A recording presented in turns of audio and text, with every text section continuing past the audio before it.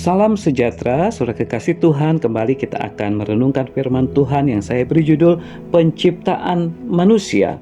Kejadian pasal 2 ayat yang ke-7 mengatakan demikian. Ketika itulah Tuhan Allah membentuk manusia dari tanah debu dan menghembuskan napas ke dalam hidungnya. Demikianlah manusia itu menjadi makhluk hidup. Mari kita akan berdoa. Bapa di dalam surga, kami siap untuk merenungkan firman-Mu. Oleh sebab itu berbicaralah kepada kami sehingga kami dapat juga melakukan apa yang menjadi kehendak dan rencana serta perintah-Mu. Di dalam nama-Mu Tuhan Yesus kami berdoa. Amin. Saudara kekasih Tuhan, ayat yang kita baca tadi ini sungguh-sungguh mengingatkan kita tentang asal muasal kita sebagai manusia yang dicatat di dalam Kejadian pasal yang kedua ayat yang ke-7. Ayat ini menunjukkan bahwa manusia itu bukan ada dengan sendirinya, melainkan ada yang menciptakan.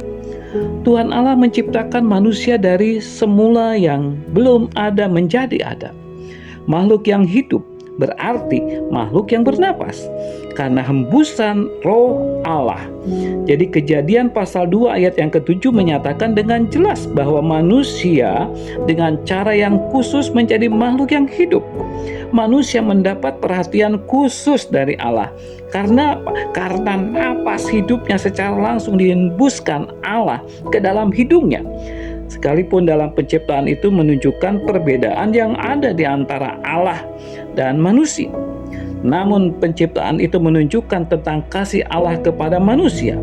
Penciptaan bukan hanya memisahkan antara Allah dan manusia, tetapi juga menghubungkan Tuhan Allah dengan manusia itu sebagai sekutunya. Dengan menciptakan manusia, Tuhan Allah berkenan memelihara. Tuhan Allah berkenan memerintah miliknya. Tuhan Allah tidak menganggap hina untuk bersekutu dengan manusia. Manusia berkenan untuk bernaung di bawah kasih-Nya dan menaati segala perintah-Nya.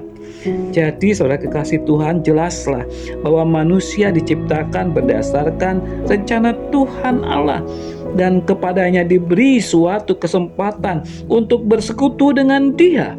Manusia diciptakan dengan berbagai macam keistimewaan jika dibandingkan dengan makhluk-makhluk yang lain. Karena itu, manusia merupakan puncak penciptaan Allah dengan maksud khusus pula.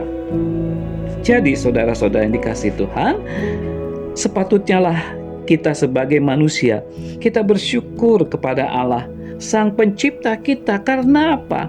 Karena kita diciptakan secara istimewa.